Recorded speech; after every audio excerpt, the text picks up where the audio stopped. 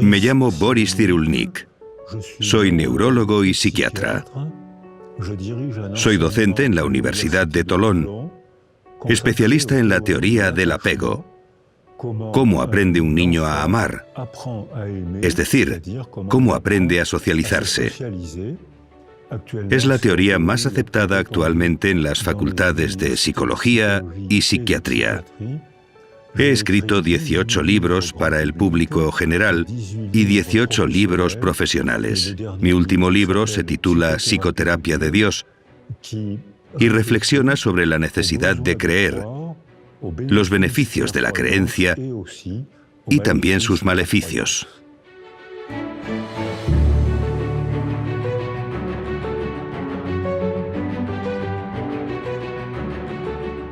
Hola. Hola. Señor Cyrulnik. Me llamo Violeta. Hola, Violeta. Yo soy psicóloga. Y estoy muy contenta de que esté hoy con nosotros para compartir un poco de lo que sabe. Para empezar, nos gustaría hablar del término resiliencia, por el cual es usted una persona de referencia a nivel mundial. Da la impresión de que, últimamente, el término resiliencia está de moda. Mucha gente habla de él. ¿Podría explicarnos un poco en qué consiste la resiliencia?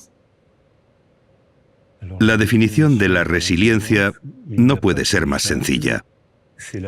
Es iniciar un nuevo desarrollo después de un trauma. No puede haber una definición más simple. Lo complicado es descubrir qué condiciones la permiten, es decir, la segurización, la recuperación, las relaciones y la cultura. Hay que unir todo esto para responder a esa pregunta. ¿Cuáles son las características de una persona resiliente? Depende de la manera en que se construye la personalidad. Si alguien desde el nacimiento, e incluso antes, ha recibido improntas biológicas que lo fortalezcan, se desarrollará. Y si le ocurre una desgracia, sabrá enfrentarse mejor a ella. Ahí hablaríamos de resistencia. Si alguien está traumatizado y después de la desgracia es capaz de iniciar un nuevo desarrollo, entonces hablamos de resiliencia. Es decir, depende un poco de la persona y mucho de su entorno antes del trauma y de su entorno después del trauma. ¿Cómo podemos ayudar a un niño para que sea más resiliente, tanto en casa como en el colegio? Para que el niño pueda adquirir los factores que le permitirán ser resiliente, de entrada hay que transmitirle seguridad. Primero hay que darle seguridad a su madre. Estadísticamente son las mujeres quienes se encargan de los niños. Por eso tiene que sentirse segura y ella, involuntariamente, transmite esa seguridad, que es lo que da seguridad al niño. También hace falta un entorno seguro, estructurado por la madre y por alguien más, que puede ser el padre, la abuela, la guardería, el hogar familiar. Si el entorno seguro protege al bebé, al niño, cuando llega al colegio, ya ha adquirido el placer de aprender. Y el colegio será para él una aventura, un estrés, un pequeño miedo que será capaz de superar. Volverá por la tarde a su casa y estará orgulloso de sí mismo. Le contará a su mamá lo valiente que ha sido y lo que ha acontecido en el cole. Si ha estado vulnerabilizado porque su madre ha sufrido agresiones, porque ha sido abandonada, porque ha estado enferma, porque la vida puede ser muy difícil. Pero los dos grandes factores que vulnerabilizan al bebé son la violencia conyugal y la precariedad social. Es decir, que si alrededor del niño hay violencia conyugal, quien sufre es el bebé, aunque nadie lo toque. Si los padres viven en la precariedad social, algo que cada vez es más frecuente, Son padres que no están disponibles, no tienen ganas de jugar con el niño, están tristes y el entorno que envuelve al niño no le aporta seguridad. Y por eso vemos grupos de niños que no se sienten seguros, que llegan al colegio y le tienen miedo, no les gusta nada. Estos niños lo tienen difícil para ser buenos estudiantes. No es porque tengan un cerebro peor, sino porque no han sentido seguridad desde que empezó a construirse su personalidad.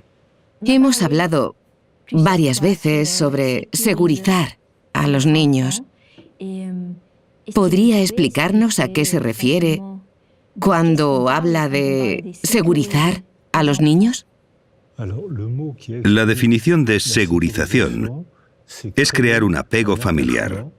Y el apego, el amor, es algo flamante, es fiebre, es ardor, está separado de la realidad.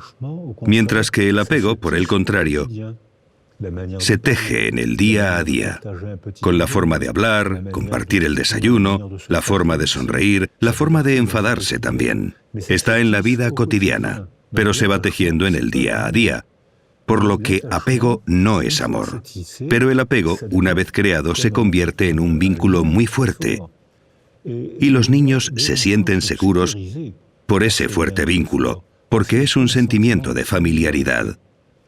Sé cómo hablarle a mi madre, sé cómo hablarle a mi padre, sé que cuando mi padre hace esto, no me debo fiar, sé que este gesto lo conozco, estoy tranquilo, estoy en casa, no tengo miedo, sé los comportamientos, sé lo que hay que hacer. Yo, niño, he aprendido a hacer esto. Estoy tranquilo, no angustiado.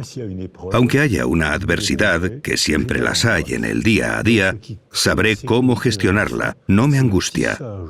Lo que crea esa seguridad en un niño es ese vínculo que se va tejiendo a diario, palabra a palabra, desayuno a desayuno. Las cosas cotidianas crean un vínculo que da seguridad al niño.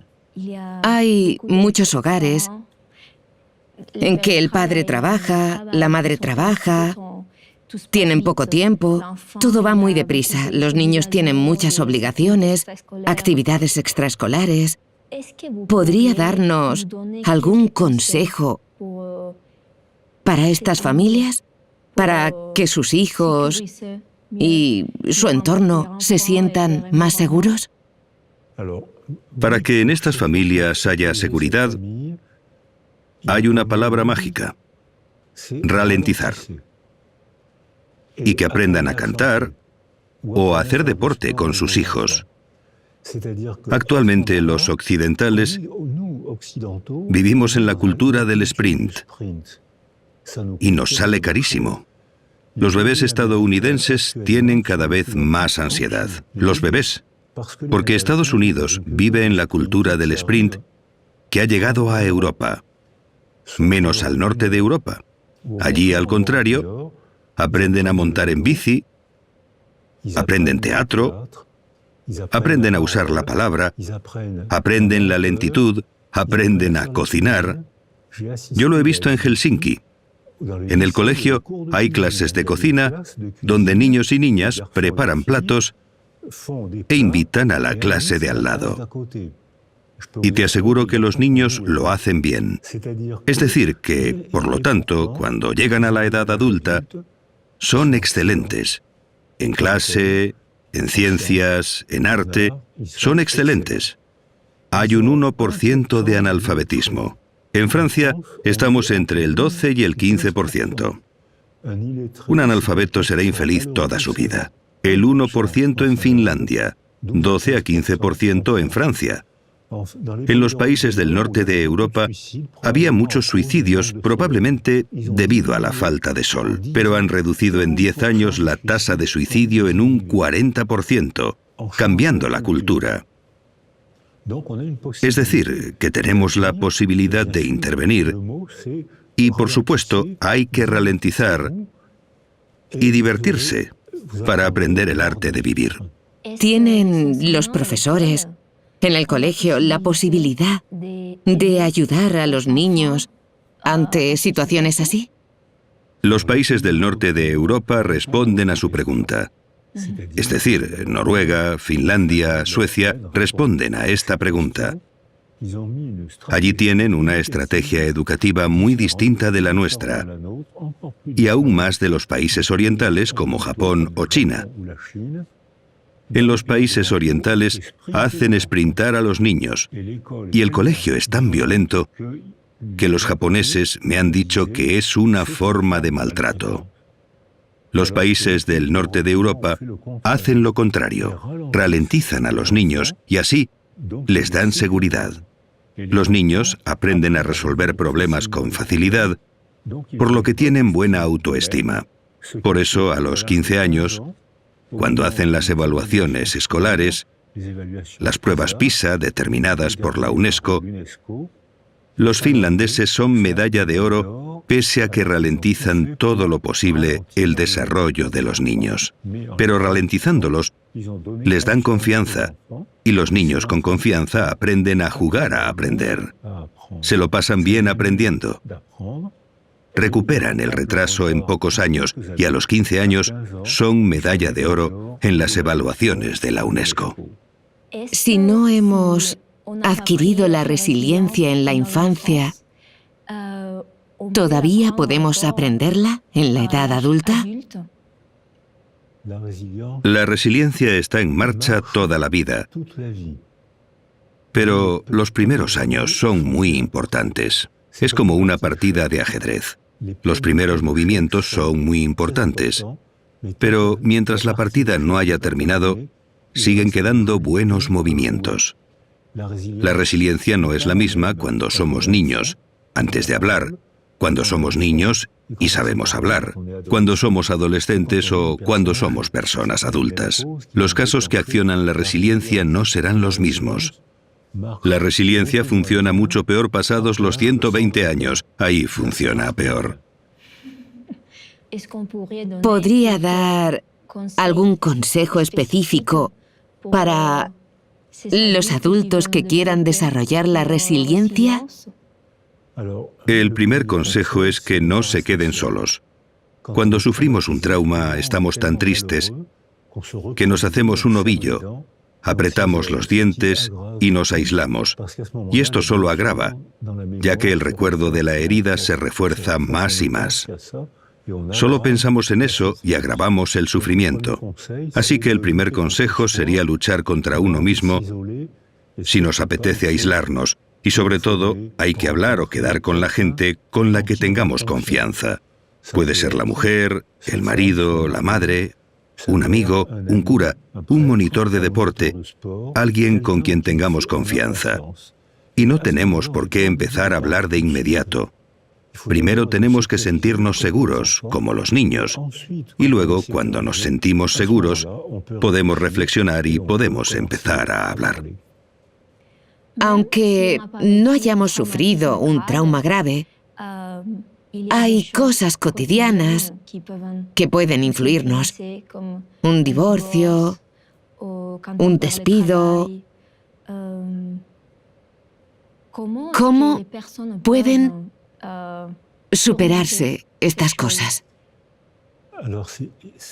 Es imposible hacer un baremo de traumas. Si alguien ha sido vulnerabilizado durante su desarrollo, todo puede convertirse en trauma. Todo puede ser herida.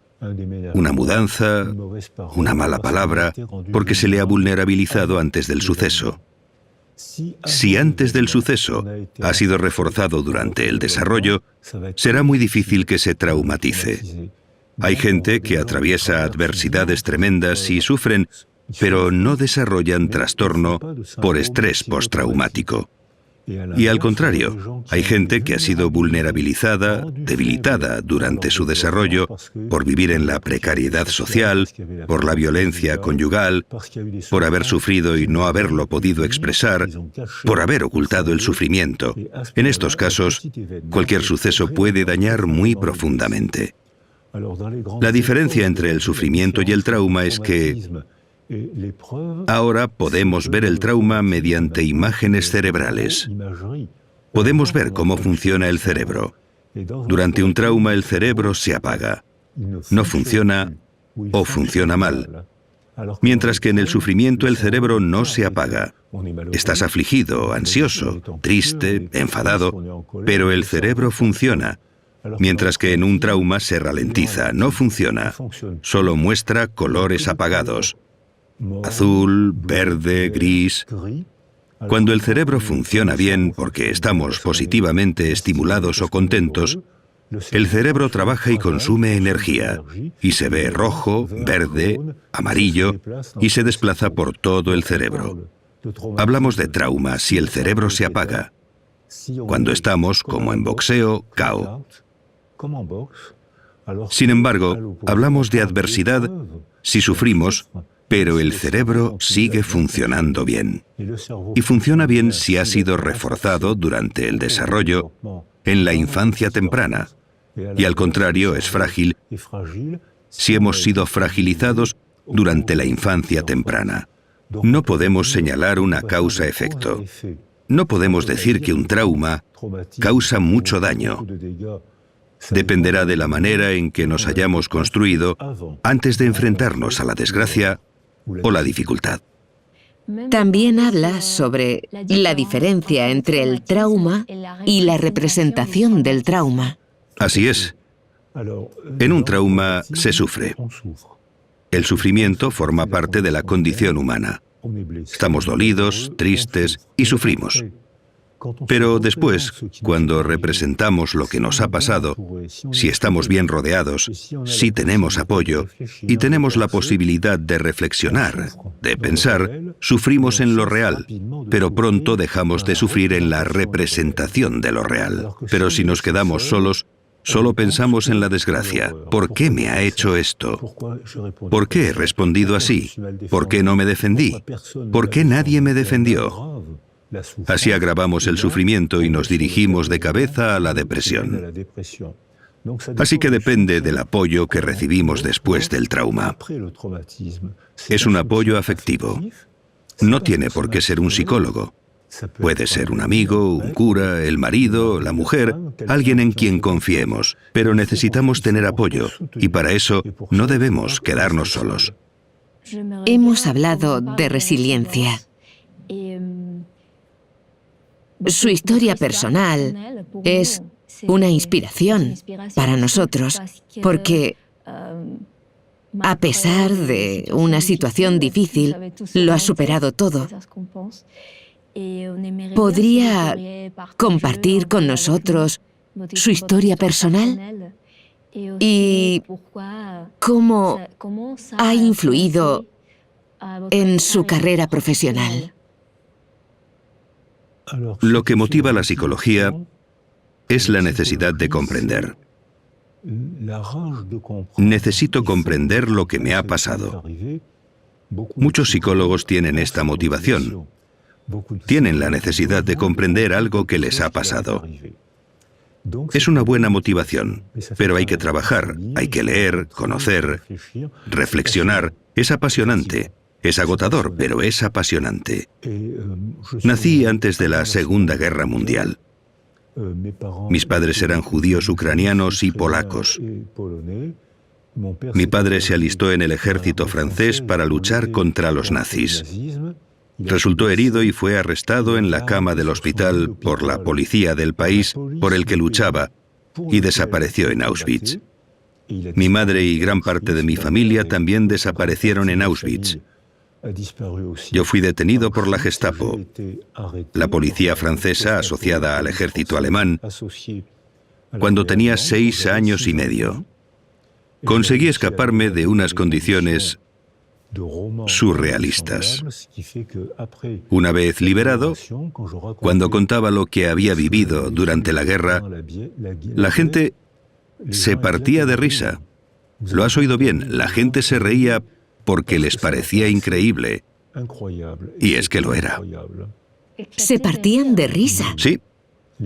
La gente creía que me inventaba las historias. Creían que eran cosas que me había inventado. Luego, en 1982 u 83, escribí mi primer libro. Me invitaron a la televisión francesa en Burdeos, donde me habían arrestado, y alguien llamó por teléfono a un periodista y dijo: ¿ese no es el pequeño Boris al que ayudé a escapar? Y dejó su número de teléfono y su dirección. Llamé a un taxi y fui a ver a esta mujer, que era enfermera de la Cruz Roja. Yo tenía 6 años cuando me escapé. No podía irme muy lejos. Me hizo señas para que me escondiera bajo el cuerpo de una señora moribunda y el coche se marchó. De 1.700 personas arrestadas, hubo 2 supervivientes. Esta señora y yo, que me había escondido debajo de ella. Me reencontré gracias a la televisión de Burdeos con todos los testigos de mi fuga. Ahora tengo relación de amistad con ellos y con sus hijos, y les contamos esta historia sonriendo. Porque algo que fue una tragedia durante y después de la guerra, con el paso del tiempo y después de haber trabajado, de haber hecho por comprender por qué los hombres de un país culto, porque Alemania era el país más culto de Occidente en los años 30, país de científicos, músicos. Había un jazz en Alemania muy alegre, precioso. Era el país más culto de Occidente, y fue en ese bonito país, en esa bella cultura germánica, donde sucedió una de las mayores tragedias de la historia humana, la Segunda Guerra Mundial y el nazismo. Pero ahora podemos hablar de ellos sonriendo. Podemos intentar comprender. Con los hijos de esta señora y con los nietos de esta señora, bajo la cual me escondí porque estaba moribunda, hablamos de esto sonriendo. Tras haber escuchado su historia, me pregunto, para que un niño sea más resiliente, ¿los factores proceden del nacimiento? O sea, ¿son genéticos o tienen que ver con el entorno? El factor genético juega un papel muy pequeño. El sexo está determinado genéticamente. El color de los ojos, el color del pelo. Hay 7.000 enfermedades genéticas. Todo esto no dice prácticamente nada de la condición humana. No he hablado del desarrollo del bebé en el interior de la madre las últimas semanas de embarazo. Ahora sabemos que hay una comunicación intensa entre la madre y el bebé. No he hablado del entorno seguro, no he hablado del colegio, no he hablado de la cultura. El factor genético existe, pero no dice casi nada de la condición humana. Así que sí, la genética afecta, pero muy poco. Todo lo demás es afectivo y cultural. ¿Vivir un trauma o vivir una situación de aislamiento afectivo, de carencia, puede afectar al desarrollo neurológico de un niño? Esta cuestión es importante. Sabemos desde la Segunda Guerra Mundial que los niños, los ingleses que estuvieron bajo el bombardeo del ejército nazi, quedaron muy traumatizados. Vieron morir a sus padres y ellos quedaron enterrados entre los escombros. Fueron acogidos por Anna Freud, la hija de Sigmund Freud. Estaban acogidos en Hampstead, un barrio de Londres. Todos estos niños tenían un retraso en el desarrollo y no se sabía explicar. Ahora sí que sabemos, gracias a la psicología y la neuroimagen. Se pueden hacer pruebas de desarrollo y ver que esos niños tienen un retraso. No hablan, dejan de hablar o hablan más tarde. La emoción les impide hablar. Y en un análisis cuantitativo se ve que estos niños no segregan hormonas del crecimiento ni hormonas sexuales, lo cual explica por qué las carencias afectivas tienen esa dimensión. Ahora con las imágenes cerebrales vemos que cuando el niño está afectivamente aislado, presenta una atrofia de los lóbulos prefrontales y de los circuitos de la memoria y las emociones. Y por contra presentan una hipertrofia de una serie de neuronas que tratan las emociones insoportables. Esto hace que los niños que han estado aislados o privados de afecto en la edad temprana, más adelante y durante toda la vida, si los dejan solos, interpretan toda información como una agresión. Tienen miedo de todo. Se sienten agredidos por todo. No hay que mirar en el contexto, sino en la infancia temprana, cuando fueron privados de afecto. Se tienen que tomar decisiones políticas. Las mujeres embarazadas tienen que estar tranquilas. Hay que permitir que organicen un entorno seguro desde el primer mes, con la madre, claro, y con el padre o con la abuelita. Y hay que cambiar la estructura educativa para dar seguridad a los niños en lugar de fustigarlos para obtener buenos resultados escolares. A partir de entonces, habrá cada vez más niños resilientes. No se acabarán las adversidades de la vida, pero podrán afrontarlas mejor y no serán prisioneros de la desgracia. Sabemos que entre las personas que han vivido situaciones de vida difíciles, hay muchos pintores, cineastas, escritores. ¿Tiene el cerebro alguna manera de superar o de defenderse cuando vivimos situaciones difíciles? La vida es apasionante y difícil. Suprimir la tragedia de la condición humana. Si cerramos las bibliotecas, suprimimos el cine, acabamos con el teatro, todas las producciones artísticas están hechas para superar la tragedia. Las películas cuentan tragedias, cuentan historias emotivas de gente, de niños que consiguen superar la tragedia. Y para nosotros son maneras de comprender, pero para los dañados, los traumatizados, es también una forma de pedirle al artista que sea su portavoz. Si me ha pasado algo que no tengo fuerza o valor para contar, porque si cuento lo que me ha pasado, para mí será duro y para ti difícil de escuchar, y vas a querer que me calle. Eso es lo que pasó después de la guerra, la negación cultural francesa, y en España puede que también hubiera, igual que en Alemania, y en todos los países que han vivido tragedias en la historia. La negación es protectora porque nos permite evitar afrontar el problema. Pero esta negación que protege obstaculiza la resiliencia porque no afrontamos el problema. Sin embargo, cuando damos la palabra a los artistas, a los poetas, los cantantes, escritores, cineastas, ahí las emociones están controladas, porque podemos hacer del actor. El actor se convierte en nuestro portavoz y él dirá lo que yo no tengo fuerza para decir. El desvío, el alejamiento de la emoción, el control de la emoción, la representación de la tragedia de manera soportable, ya sea con una película, una novela. Así los demás pueden intentar entender sin angustiarse ni sentirse incómodos por la tragedia. Si yo te cuento la tragedia que me ha ocurrido, vas a querer que me calle porque te incomodará. Y me dirás, bueno, ya pasó. Pero no, no ha pasado. Está grabado en mi memoria. Puedo callarme. Si me pides que me calle, yo me callo. Pero no ha pasado. Al revés, si me callo, le daré vueltas y lo reforzaré. Si te digo, yo no tengo fuerzas para decirlo, pero ve al cine a ver tal película que cuenta una historia de una violación. Cuenta cómo consigue una mujer forcejear, defenderse, volver a la vida. Ve al cine a ver la historia de un exilio, para ver cómo se han adaptado a una nueva cultura, que no siempre fueron bien recibidos.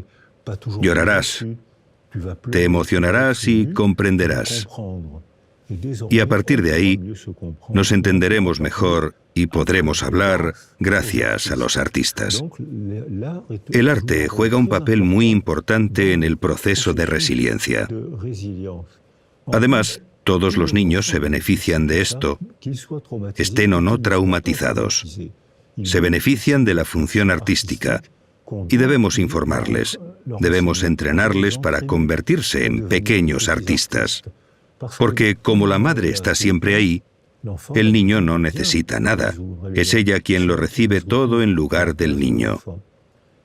Pero cuando la madre se va a trabajar o a ocuparse de ella misma, hacer la compra, el niño está solo y tiene que aprender a soportar la marcha de su madre, haciendo dibujos y pensando, cuando vuelva mamá le daré este dibujo y se pondrá contenta, me dará un abrazo y será una fiesta afectiva.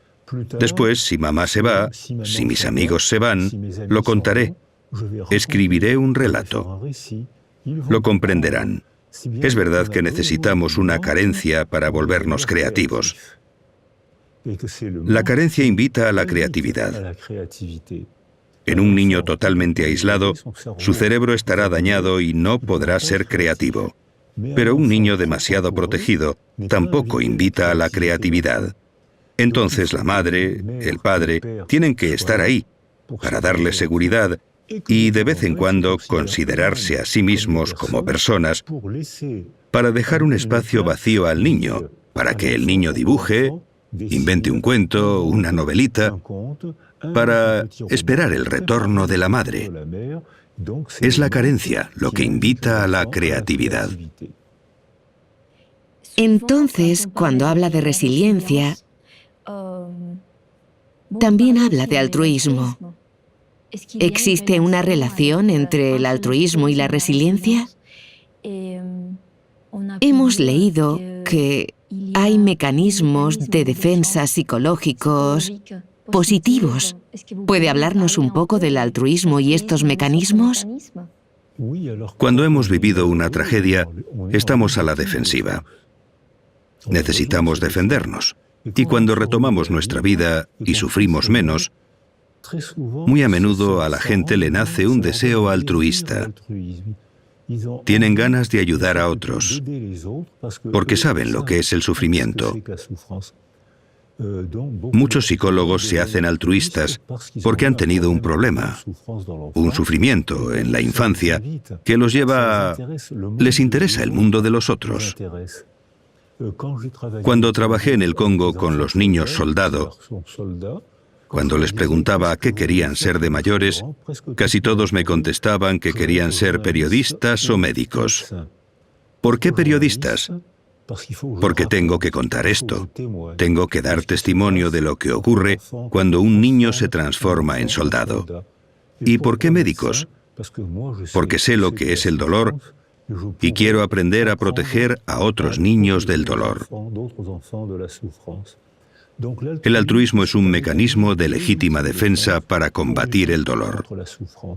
Muchos médicos, psicólogos, asistentes sociales conocen este proceso que es bueno, es moral, porque invita a entender y a compartir con alguien lo que hemos entendido. Pero, igual que las madres que deben estar ahí, pero no siempre, el terapeuta, el cura, deben estar ahí, pero no siempre. Es decir, que es necesario que el niño se vea invitado a la creatividad y que lo hagamos coautor de su desarrollo. Yo, adulto, te digo que te comprendo, pero tú, niño, puedes decir lo que piensas. Y así el niño traumatizado o el adulto herido contribuye a la reconstrucción resiliente. Pero hay que tener cuidado con este mecanismo. Hicimos una encuesta en Tolón, donde yo vivo, en la que contrastamos que el 50% de los enfermeros y el 50% de los psicólogos tienen depresión por agotamiento profesional. Porque cuando te centras demasiado en el otro, acabas por descuidarte tú. Por eso a mis estudiantes les digo, ¿queréis ser médicos y psicólogos? ¡Bravo! Pero, ¿qué más vais a hacer?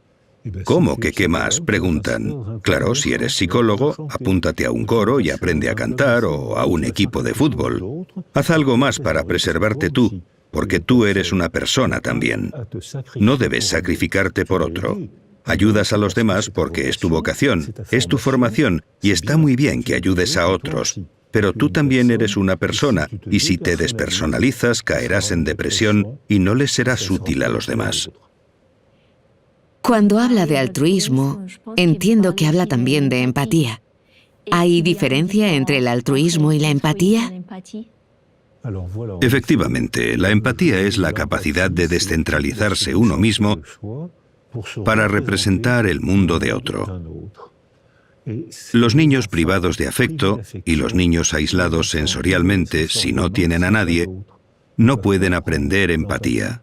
Si solo se tienen a sí mismos, se balancean, se vuelven grises, se hieren, se dan cabezazos contra la pared, se mutilan en la adolescencia. Si no hay alteridad, uno mismo es su única alteridad. No hay altruismo porque no hay empatía, debido a la carencia afectiva precoz, muy precoz. Hay pedagogía de la empatía.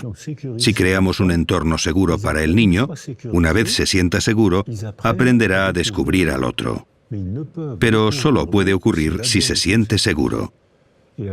Entonces se interesará por el otro e iniciará un proceso de altruismo. Como me contaban los niños soldado, como sé lo que es el dolor y sé lo que hay que hacer, voy a ser altruista. Es un camino sistémico. Es un sistema, no una causa que explica un efecto. Es todo un sistema que evoluciona y está constantemente sometido a las presiones del entorno. Así desarrollamos la empatía y aprendemos el placer de descubrir el mundo mental de los demás, otras religiones, otras culturas, y ver que son interesantes. Pero esto obliga a viajar, a leer, a conocer. Es apasionante y agotador. ¿Podría explicarnos, para los niños, en los colegios, en la sociedad actual, aunque no hayan vivido traumas graves, cómo podemos trabajar con ellos la empatía? Por parte de los profesores, el centro educativo, los padres. Eso es lo que nos pidió Macron, el presidente de Francia. Le enviamos no hace mucho un informe sobre jardines de infancia que fue muy bien recibido por el presidente, los medios, los periodistas y las familias. Hay que introducirlo en el colegio, en las guarderías incluso. Nosotros trabajamos con músicos, musicólogos y neurólogos asociados. Sabemos que un niño que toca un instrumento estimula el lóbulo temporal izquierdo. Gracias a la neuroimagen hemos visto imágenes y vídeos. La zona temporal izquierda es la que trabaja el lenguaje. Los niños que tocan un instrumento hablan mejor y hablan antes que aquellos que no tocan ningún instrumento musical. Y los que no saben tocar ningún instrumento, los metemos a cantar en un coro.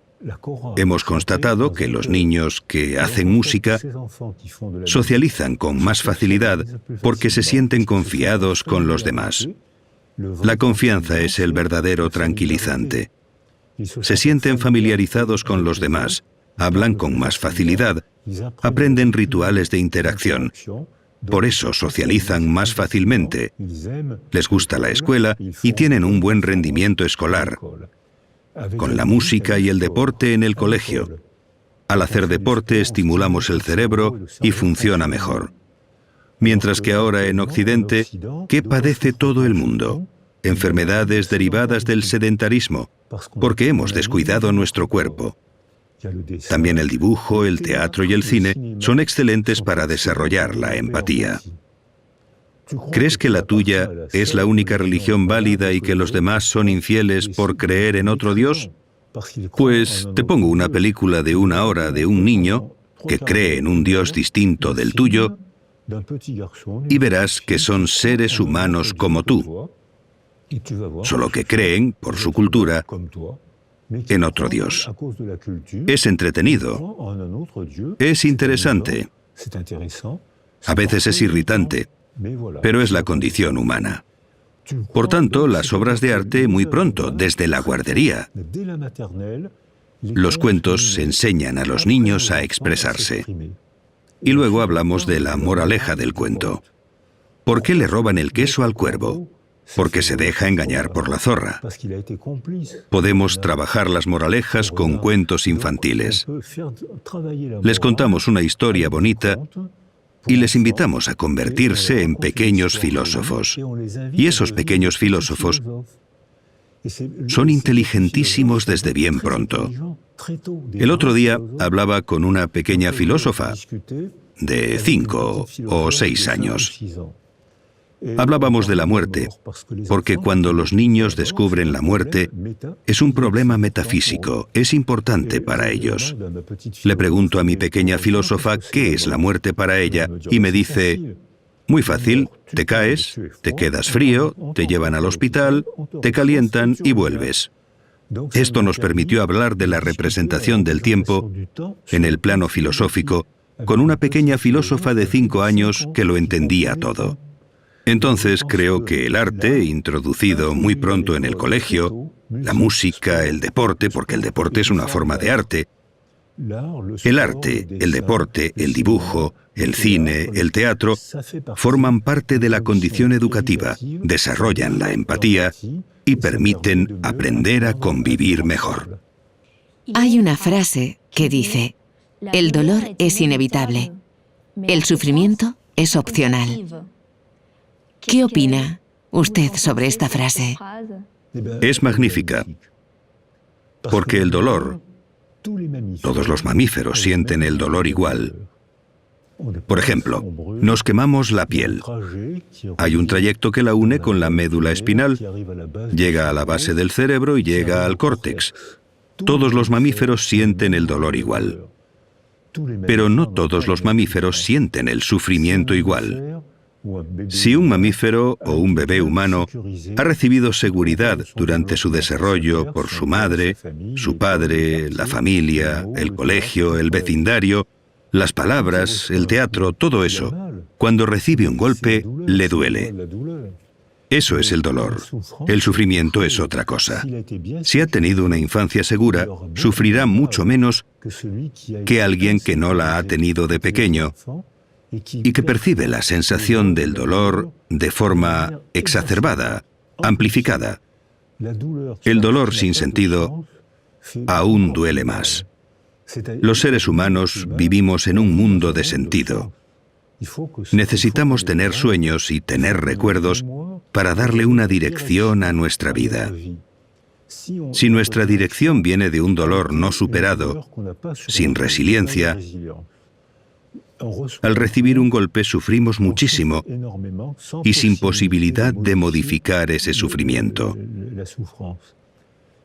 Si hemos crecido fortalecidos y con seguridad, recibimos el mismo golpe, una tragedia.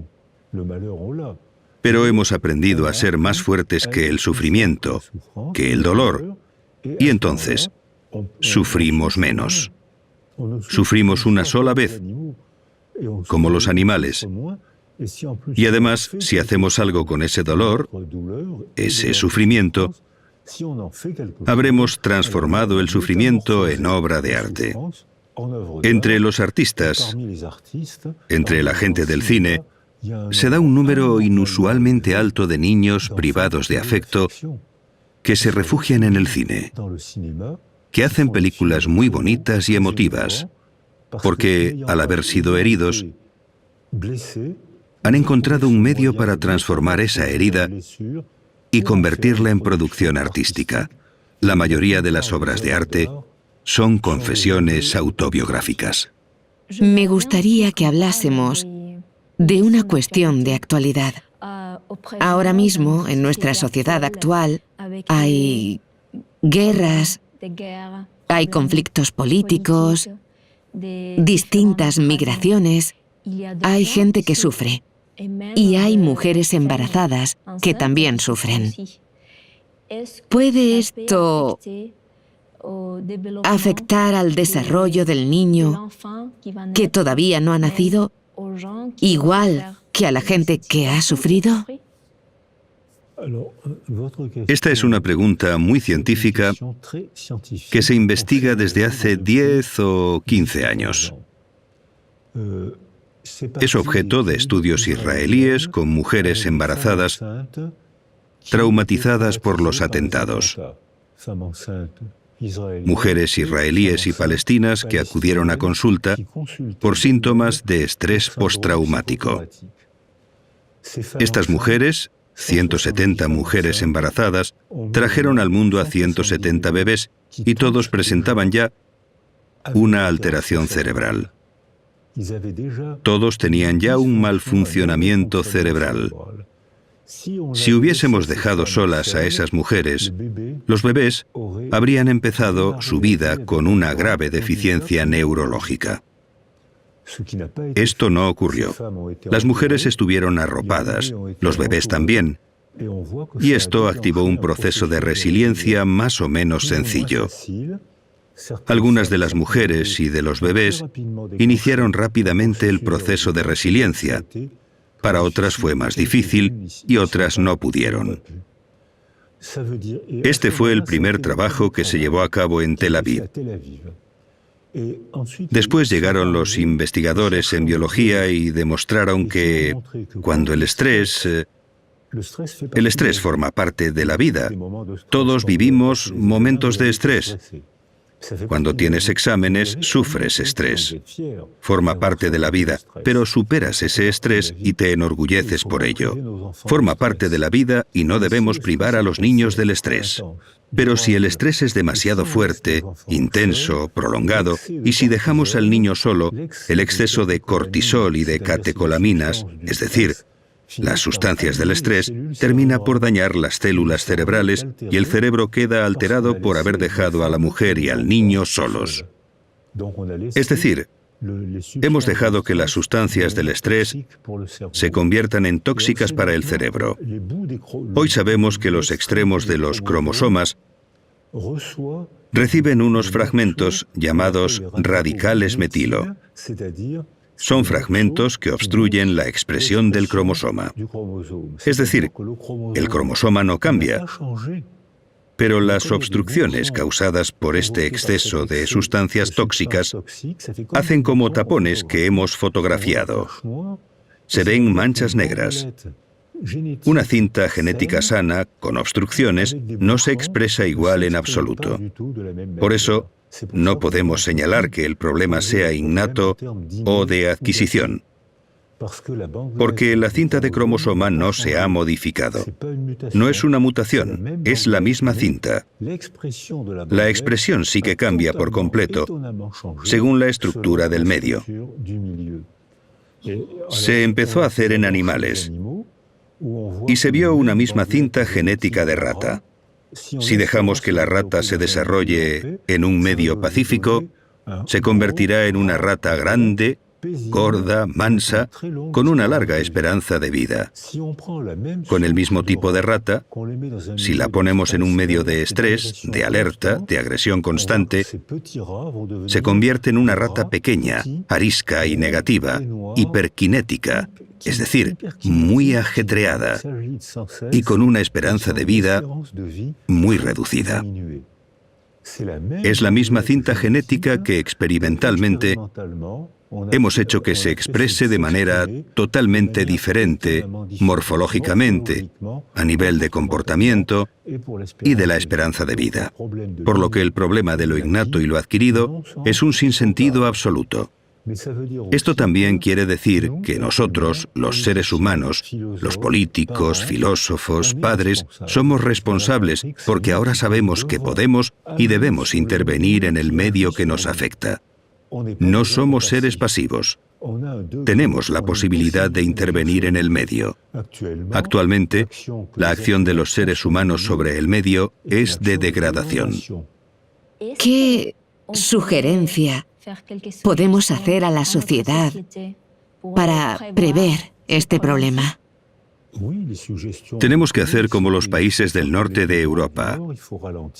Ralentizar, desarrollar las actividades deportivas y artísticas para reforzar los vínculos que desarrollan la familiaridad.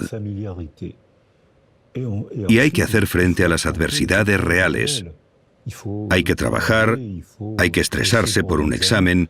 Esos son problemas reales, pero hay que estar preparado para afrontar esas adversidades. Si hemos sido abandonados, tenemos miedo de todo. Y si hemos estado demasiado protegidos, también lo tenemos, porque no tenemos confianza propia.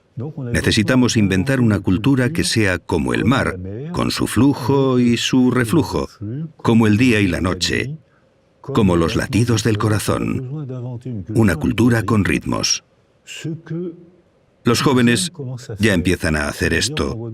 Cada vez se ve más gente joven que trabaja y que, de vez en cuando, respira. Puede que los jóvenes inventen probablemente una nueva cultura para combatir los efectos de la angustia provocados por la cultura tecnológica. La cultura tecnológica combatió el miedo de la Edad Media y el miedo que conocíamos hasta los 50. Eso ha sido gracias a la tecnología. Pero ha tenido como efecto secundario el desarrollo de la angustia. Puede que la cultura que van a inventar los jóvenes permita también controlar la angustia. Es muy interesante lo que ha compartido con nosotros. Le agradecemos mucho su presencia y esta entrevista. No, ha sido un placer. Gracias por invitarme.